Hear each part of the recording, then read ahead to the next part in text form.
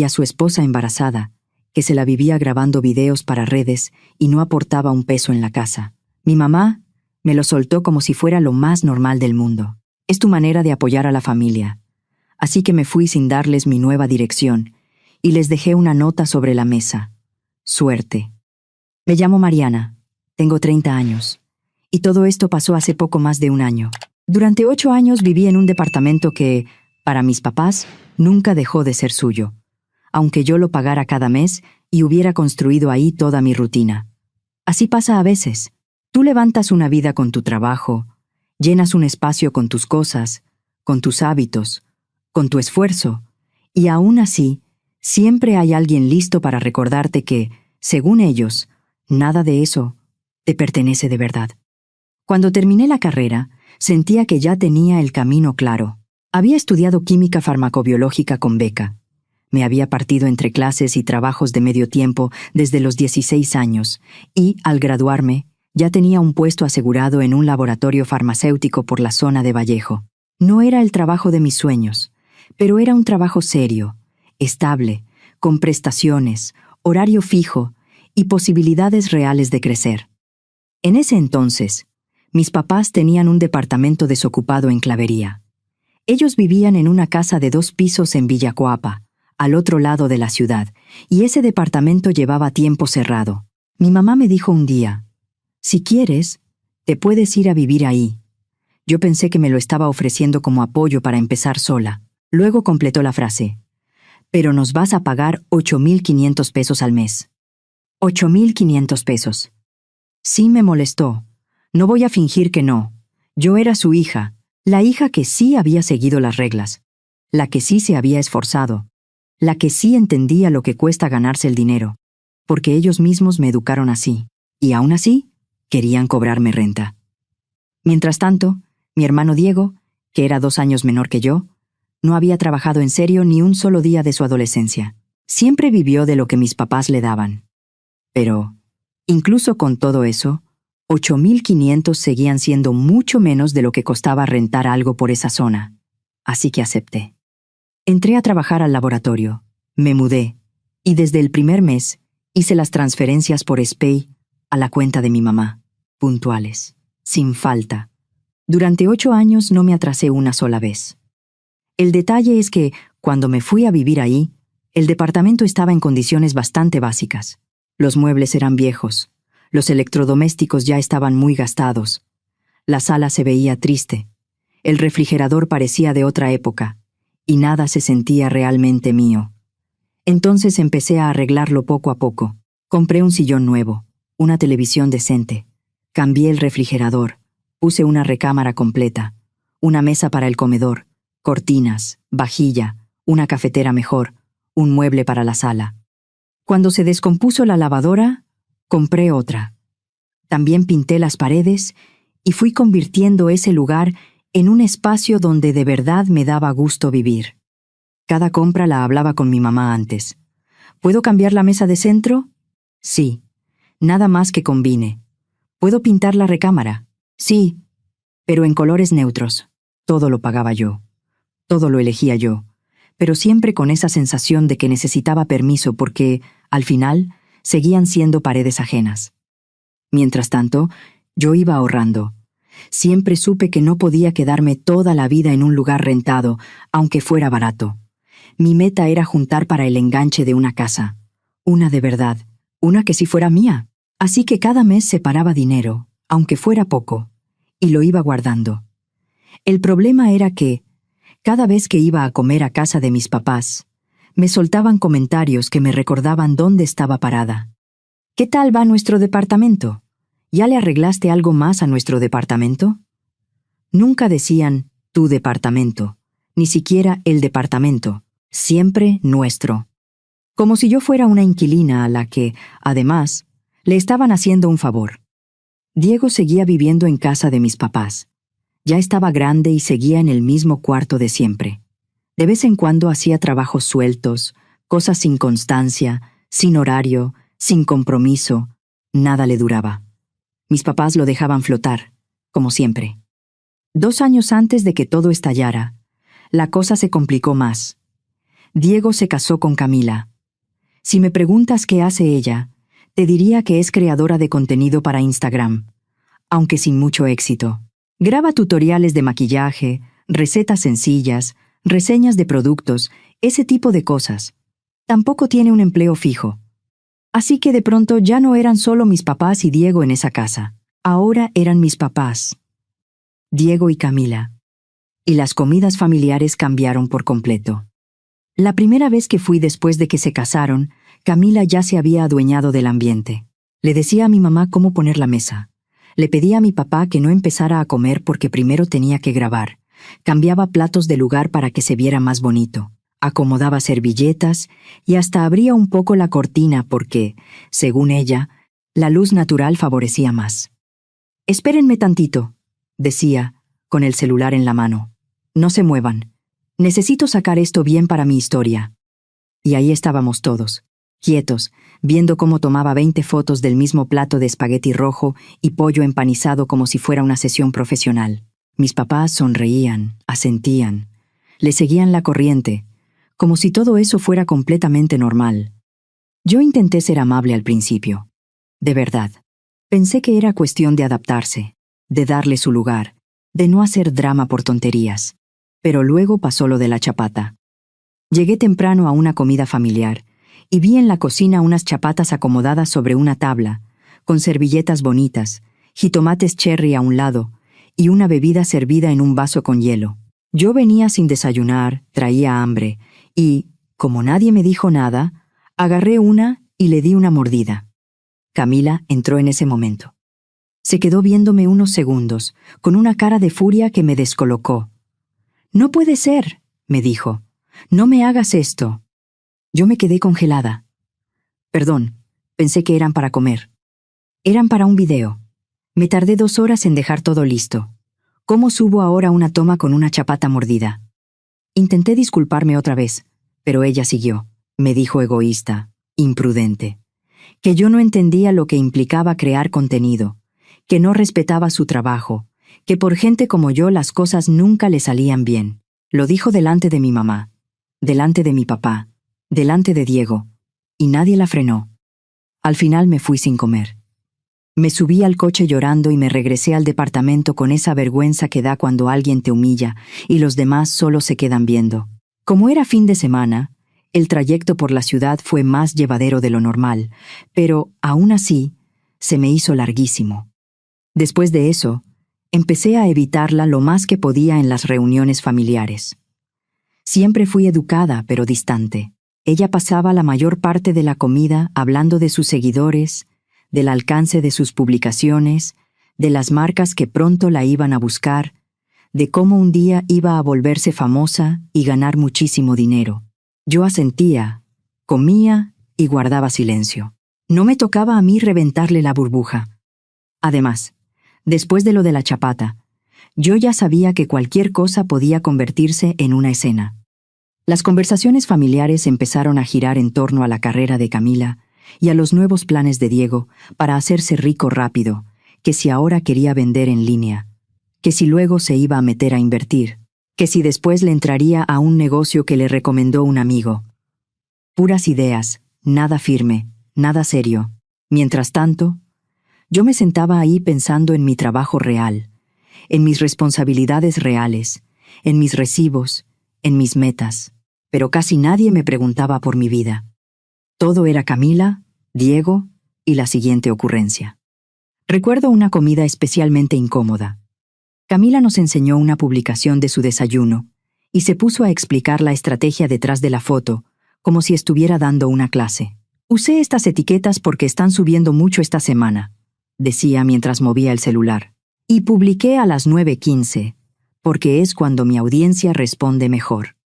Mi papá asentía con seriedad. «Qué inteligente, Camila».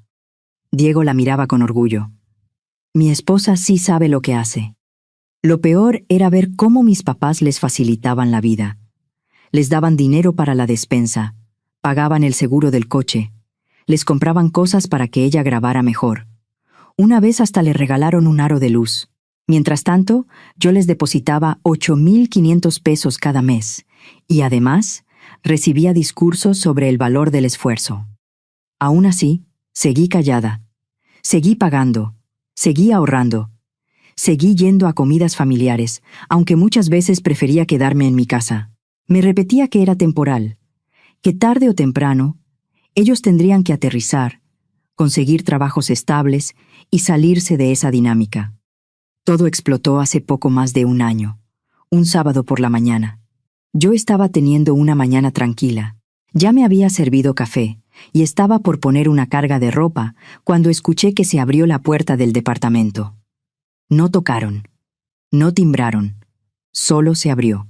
Por un segundo sentí un susto horrible. Pensé que alguien se estaba metiendo. Salí de la cocina y vi a mi mamá entrar con sus llaves, como si todavía tuviera derecho a aparecer sin avisar. «¿Mariana? ¿Estás?» Ahí estaba, parada en la sala, mirando alrededor, revisando con los ojos los muebles, el orden, la decoración. Tenía una expresión rara, crítica, como si estuviera buscando algo que no le gustara. «Me espantaste», le dije. «¿Por qué no tocaste?» No me contestó. Siguió observando el departamento, el sillón que yo había comprado, la televisión, la mesa, todo. Yo me sentí incómoda, como si hubiera ido a inspeccionarme.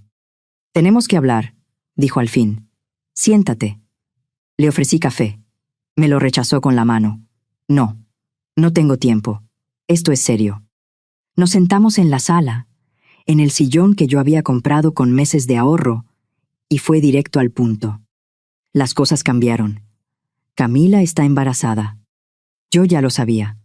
Lo habían anunciado 2 semanas antes en una comida familiar, con toda la ceremonia posible. Camila se aclaró la garganta y dijo, como si estuviera abriendo una conferencia de prensa: «Quería contarles oficialmente que estoy embarazada». Mi mamá se puso a llorar de emoción. Mi papá aplaudió. Diego parecía que acababa de ganar un premio. Yo los felicité, claro. Pero incluso ese mismo día, noté que Camila ya estaba haciendo planes con la comodidad de quien cuenta con el dinero ajeno. Habló de una escapada antes de que naciera el bebé, de remodelar el cuarto que había sido mío en casa de mis papás, de que iban a necesitar un coche más grande, de consultas, de ropa, de muchas cosas. Mis papás asentían a todo. «Sí, ya sé que está embarazada», le dije a mi mamá. «Yo estaba ahí cuando lo dijeron». «Qué bueno. Entonces entiendes que la situación ya es otra. Camila necesita apoyo. Va a haber gastos de consultas, del bebé, de muchas cosas». La miré sin entender del todo. «¿Y eso qué tiene que ver conmigo?» Mi mamá cruzó las manos sobre la bolsa y me miró fijo. «A partir del próximo mes, tu renta va a subir. Ya no van a ser 8,500. Van a ser 25,000 pesos». Yo creí que había escuchado mal. «¿Cuánto?» 25,000. Camila está embarazada y un bebé cuesta. Me quedé viéndola. 25,000 pesos. Era casi el triple de lo que les venía dando y mucho más de lo que costaba rentar por la zona. Un departamento como ese, viejo y sin grandes mejoras del lado de ellos, se movía más o menos entre 14 y 16,000 pesos. 25,000 era un abuso. «Eso es una locura», le dije. «Ni los departamentos de por aquí cuestan eso». «Esto no es solo renta», respondió. «Es tu manera de ayudar a tu familia, de apoyar a tu hermano». Sentí que se me calentaba la cara. «Yo no voy a pagar 25,000 pesos al mes. Eso es absurdo». Entonces soltó la frase con una calma que me heló. «Entonces, te tienes que salir. Podemos encontrar otros inquilinos que sí paguen lo justo. Inquilinos normales, que entiendan lo que cuesta un buen departamento». Me quedé en silencio unos segundos. Mi propia madre me estaba diciendo, en la cara, que o pagaba una cantidad ridícula para mantener a mi hermano y a su esposa embarazada, o me iba del lugar donde había vivido 8 años. «Está bien», le dije. «Me voy a salir». Cuando se fue, me quedé sentada un buen rato sin moverme. Luego agarré la computadora y me puse a buscar departamentos. Tenía ahorros suficientes para cubrir renta, depósito y mudanza. El dinero que estaba guardando para el enganche de una casa iba a tener que esperar, pero podía hacerlo. Ese mismo sábado encontré 3 opciones para visitar. El domingo hice citas. El segundo departamento que vi me encantó. Estaba en Nueva Santa María. Seguía cerca de mi trabajo y, de hecho, me quedaba mejor para moverme entre semana. Estaba vacío, sin muebles ni electrodomésticos. Pero eso no era problema porque prácticamente todo lo que había en mi departamento actual lo había comprado yo. La renta era de 16,000 pesos mensuales. Sí, casi el doble de lo que llevaba años pagándoles a mis papás, pero muchísimo menos de los 25,000 que me querían sacar. Y esta vez sí sería mi contrato, mi firma, mi espacio, mis reglas. Llené la solicitud ahí mismo y dejé el depósito. El casero me dijo que, si todo salía bien, podría mudarme el miércoles. El martes por la mañana me llamaron para confirmarme que me lo aprobaban. Pedí un día personal en el trabajo y empecé a empacar.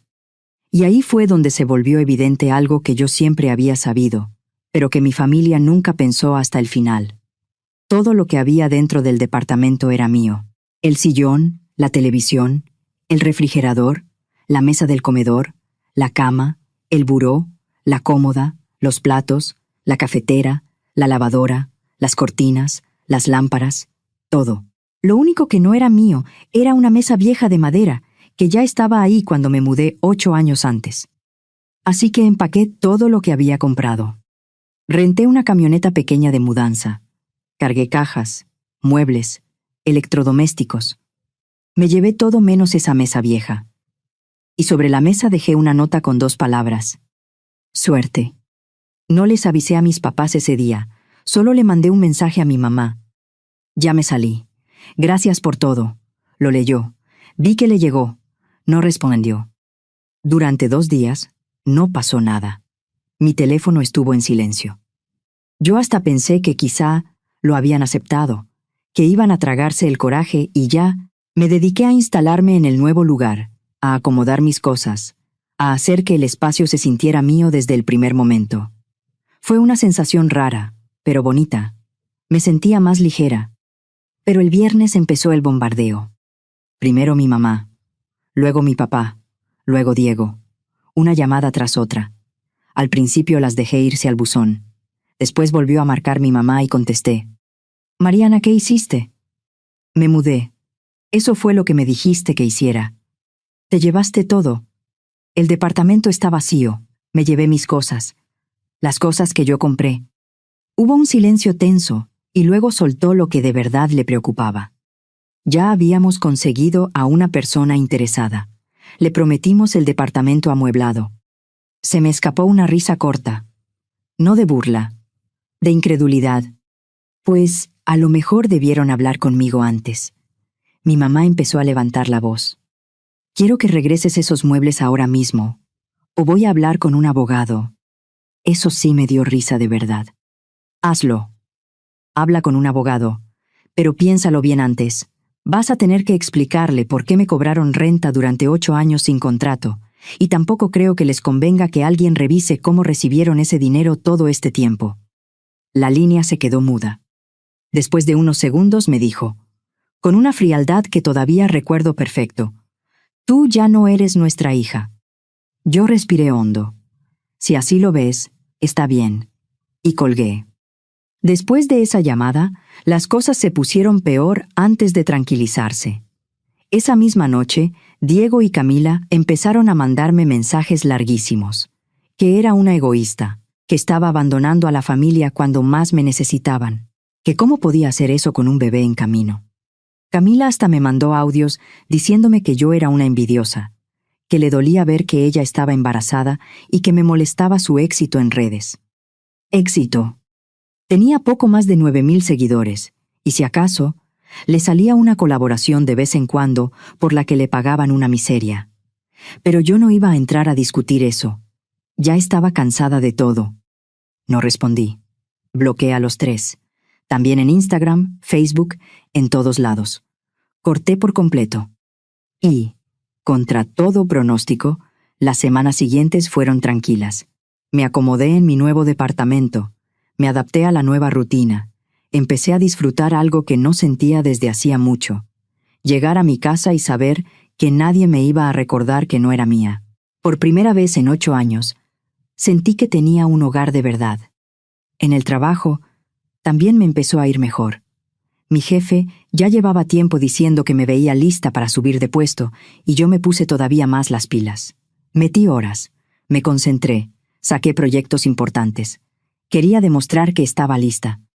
Un mes después de mudarme, me encontré a mi prima Andrea en el súper. Andrea siempre se entera de todo, así que supe de inmediato que traía noticias. Miró a un lado y a otro, como si nos fueran a oír. Tu mamá le está diciendo a toda la familia que te llevaste muebles que, según ella, eran de ellos. Yo me reí. Claro. ¿Y qué más anda diciendo? Que eres una malagradecida, que eres egoísta, que te crees mucho.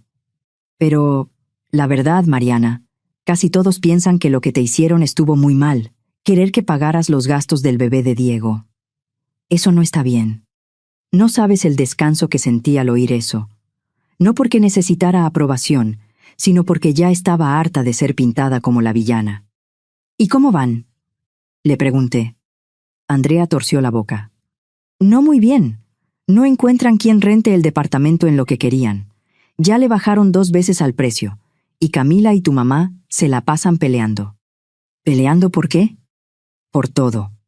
Camila se quiere mudar al departamento ahora que está vacío, pero tus papás no la dejan porque entonces ya no lo pueden rentar. Ella estaba contando con el dinero que tú ibas a darles para apoyar con el bebé.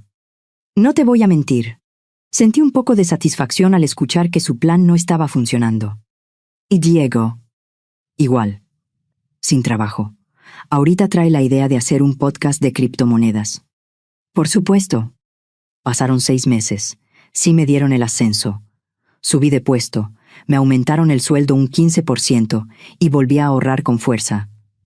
Empecé a reconstruir ese fondo para el enganche de mi casa. La vida, por fin, se sentía ordenada. Entonces, una tarde, al salir del trabajo, vi a Diego recargado junto a mi coche. Nunca cambié de trabajo, así que supongo que por eso decidió buscarme ahí.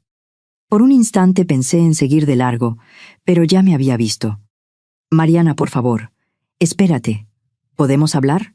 Aunque sea en el café de enfrente. Yo no quería, pero también sentí curiosidad. Cruzamos la calle en silencio y entramos. Yo pedí un café. A él le preguntaron qué iba a querer y dijo que nada. No me alcanza ahorita, murmuró. Nos sentamos en una mesa del rincón. Se veía fatal. El pelo descuidado, la ropa arrugada, ojeras, la mirada cansada. Necesito tu ayuda, me dijo. Camila y yo ya no aguantamos vivir con mis papás. Con el bebé está peor. Necesitamos nuestro propio lugar. Entonces consigan trabajo y váyanse, le contesté. Eso hace la mayoría de los adultos. No es tan fácil. ¿No? ¿Por qué? Porque ya tengo un bebé. No puedo agarrar cualquier trabajo así nada más. Lo miré fijo. Diego, tú nunca has durado más de 3 meses en ningún trabajo. Esto no empezó con el bebé. Se puso rojo. Eso no es cierto. Dime uno. Uno solo que hayas aguantado más de 3 meses. No pudo. Los dos lo sabíamos. Suspiró y cambió de tono. Sé que he cometido errores, pero de verdad estoy tratando de hacer las cosas mejor. Traigo una idea muy buena. Estoy armando un podcast sobre criptomonedas y creo que puede pegar. Yo tuve que contener la risa. Hay miles de podcasts de eso. ¿Qué tiene el tuyo de distinto? Voy empezando, pero traigo muy buenas ideas. Ahí estaba otra vez el Diego de siempre. Sueños grandotes, cero plan, cero constancia. ¿Y qué quieres de mí? Un préstamo. Nada más para arrancar. Te lo pago en cuanto empiece a entrar dinero. Necesito como 70,000 pesos. Para la renta, el depósito, algunas cosas básicas. 70,000 pesos. Para financiar otra fantasía que jamás me iba a pagar. No. Mariana, por favor. Eres mi hermana. Y tú eres un adulto. Consigue un trabajo. Camila está desesperada. Mi mamá y ella se pelean diario. El bebé necesita estabilidad. Entonces dale estabilidad tú. No yo. Empezó a alzar la voz. Tú ganas bien. Ya te subieron. Sí podrías ayudarnos. Si quisieras. Algunas personas voltearon a vernos. Yo me puse de pie. Me voy, y no me busques otra vez. Mariana, espérate. Pero yo ya iba saliendo. Esa noche, Andrea me llamó para contarme lo que pasó después. Diego llegó a la casa diciendo que te negaste a ayudarlo y tu mamá está furiosa. Le anda diciendo a todos que no tienes corazón. ¿Qué novedad? Sí, pero te digo algo. Las cosas allá ya están muy mal. Ayer Camila y tu mamá tuvieron una pelea fuertísima.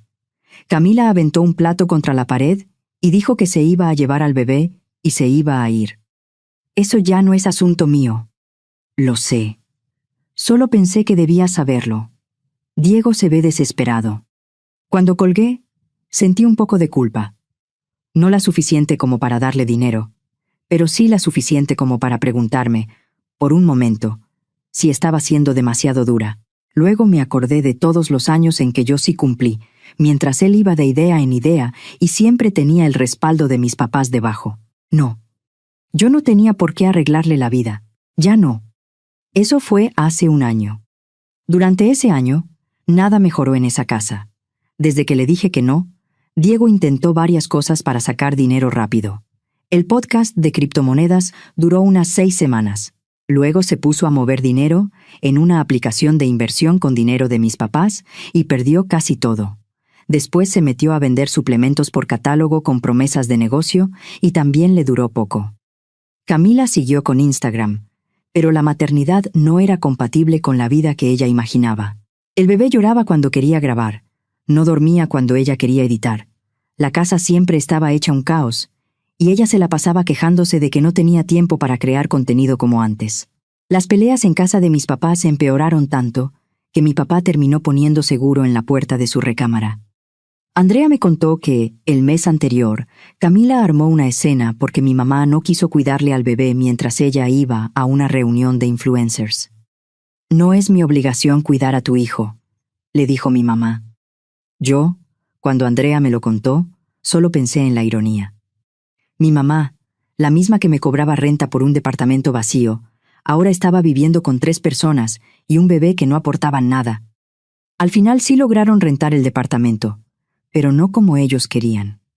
Después de bajarle varias veces, encontraron a alguien que aceptó pagar 13,500 pesos al mes, pero con muebles. Como yo me había llevado todo, mis papás tuvieron que comprar cosas baratas para medio amueblarlo. Entre eso, el mantenimiento y todo lo demás, apenas les salía. Mientras tanto, mi vida siguió mejorando. El ascenso me trajo responsabilidades que, la verdad, disfruto. Me metieron a proyectos de investigación mucho más interesantes, y mi jefe me insinuó que, si sigo así, el próximo año podría venir otro ascenso. He estado ahorrando con disciplina, y ya empecé a ver opciones de casa. Con mi sueldo actual y lo que he juntado, en primavera ya debería poder dar un enganche decente. También empecé a salir con alguien. Se llama Javier, es ingeniero, y nos conocimos en una convención del sector. Ha sido muy comprensivo con todo lo de mi familia. La primera vez que le conté bien la historia, se quedó en silencio y luego me dijo, «Tú eres la responsable. Tendrían que estar orgullosos de ti, no usarte como cajero automático». Y escuchar eso de alguien de afuera, de alguien que ve las cosas sin toda la niebla emocional de una familia, fue muy fuerte. Porque tenía razón. Hace unas semanas, Andrea volvió a llamarme con más noticias. Diego y Camila se pelearon horrible otra vez. Camila quiere irse a vivir al departamento donde tú estabas porque dice que tus papás no están sacando lo suficiente de la renta. Pero tus papás no la quieren dejar porque ese dinero, aunque sea poco, les está haciendo falta. Mi papá ya tiene 68 años. El hecho de que estuviera considerando buscar un trabajo de medio tiempo para aguantar la carga de 3 adultos y un bebé en su casa me pareció tristísimo. ¿Y qué dijo Camila?, pregunté. Que si no la dejan mudarse con el bebé, se va a ir de Diego. ¿Y a dónde? Si no tiene dinero. Eso mismo le dijo tu mamá. Camila contestó que ya vería, que quizá con su hermana. Casi me dio lástima Diego. Casi. Pero luego recordé que seguía siendo un hombre adulto, que nunca se había hecho cargo de su propia vida. Andrea bajó la voz antes de colgar. Ah, y otra cosa. Tu mamá me preguntó si yo tenía tu nueva dirección. ¿Y qué le dijiste? Que no. Pero anda preguntando. Que pregunte lo que quiera. Andrea tenía razón. A los pocos días, mi mamá apareció en mi trabajo. Iba saliendo del edificio cuando la vi parada cerca de la entrada. Pensé en darme la vuelta, pero ya me había visto. Mariana, tenemos que hablar. Solo 5 minutos. La miré bien. Se veía más cansada, más grande, como si en ese último año le hubieran caído varios de golpe. 5 minutos, le dije. Fuimos hasta una banca cercana. Ella se sentó. Yo me quedé de pie. Sé que las cosas se salieron de control, empezó, pero sigues siendo mi hija. No pude evitar la respuesta. Qué curioso. La última vez que hablamos, me dijiste que ya no lo era. Estaba enojada. No lo dije en serio. ¿Qué quieres, mamá? Bajó la mirada un momento, y luego me dijo, quiero que la familia vuelva a estar unida. No es bueno que estemos así. Entonces dile a Diego que consiga un trabajo en lugar de venir a pedirme dinero. Está tratando, Mariana. Le está costando. Le ha costado demasiados años. Se quedó callada. Luego, en voz más baja, dijo algo que al menos sonó más cercano a una admisión. Sé que no debí pedirte eso. Sé que te cargamos cosas que no te tocaban. La miré, pero no dije nada. Te extrañamos en las comidas, dijo después. Negué con la cabeza. No. Ustedes extrañan tener a alguien que pague y se quede callada. Extrañan a la persona que financiaba sin protestar mientras escuchaba a Camila hablar de seguidores. Eso no es justo. ¿No? Dime cuándo fue la última vez que me preguntaste de verdad por mi trabajo, por mi vida, por lo que quiero. Dime cuándo fue la última vez que te sentiste orgullosa de algo que logré y me lo dijiste sin meter a Diego en la conversación. No contestó. Yo seguí. Me ha ido muy bien en el trabajo. Estoy a punto de comprar una casa. Estoy bien. Estoy tranquila. Y ninguno de ustedes se enteró de verdad, porque siempre han estado demasiado ocupados resolviéndole la vida a Diego. Siempre hemos estado orgullosos de ti, dijo en voz baja. La verdad no se ha notado. Di un paso hacia mi coche. Mariana, por favor, me dijo. Me detuve y me volví una vez más. Cuando Diego consiga un trabajo real y empiece a comportarse como un adulto, quizá podamos hablar. Mientras eso no pase, yo ya no voy a ser el cajero de la familia. Eso fue hace 3 semanas. Desde entonces no he sabido nada de ninguno. Sé que habrá gente que piense que fui demasiado dura, que debí ayudar por mi sobrino, que la familia es la familia, que una debería perdonar y seguir. Pero la verdad es otra. Pasé 8 años siendo la hija responsable mientras veía cómo a Diego le perdonaban todo. Pasé 8 años pagando renta mientras él vivía gratis. Pasé 8 años escuchando que nada de lo que yo tenía era mío, mientras a él le daban todo sin pedirle nada a cambio. 8 años trabajando, ahorrando, creciendo, y aún así, ocupando el lugar de la hija útil, no el de la hija valorada. Ya no quiero esa vida. Ahora tengo mi propio espacio, mis propias metas, mis propios planes. Tengo trabajo, estabilidad, paz y un futuro que por fin siento posible. Y si para mi familia eso me vuelve egoísta, entonces que así sea, porque, por primera vez en mucho tiempo, estoy eligiéndome a mí. Queridos quienes me leyeron, después de vivir todo esto, entendí algo que me costó años aceptar. Ayudar a la familia no debería significar cargar sola con responsabilidades que no me corresponden, ni mucho menos pagar con mi paz para que otros no enfrenten sus propias decisiones. También entendí que el cariño, sin límites claros, a veces se convierte en costumbre, y cuando eso pasa, una termina dando, justificando y aguantando mucho más de lo sano. Lo que más me abrió los ojos fue ver que yo no estaba fallando por poner un alto. Al contrario, estaba empezando a cuidarme de verdad. Aprendí que mi trabajo, mis ahorros, mis cosas y hasta mi dirección también forman parte de mi dignidad. Y que, en la vida real, sí conviene dejar acuerdos claros, guardar comprobantes, cuidar la privacidad y no permitir que nadie hable por encima de lo que una ha construido con esfuerzo. No lo digo desde el rencor. Lo digo desde la calma que llega cuando una, por fin, deja de confundirse entre amor y obligación. Si algo quisiera dejarles, es esto. Antes de decir que sí por culpa o por costumbre, tómense un momento para preguntarse si esa ayuda nace del amor o del miedo a decepcionar, porque esa respuesta puede cambiarles la vida.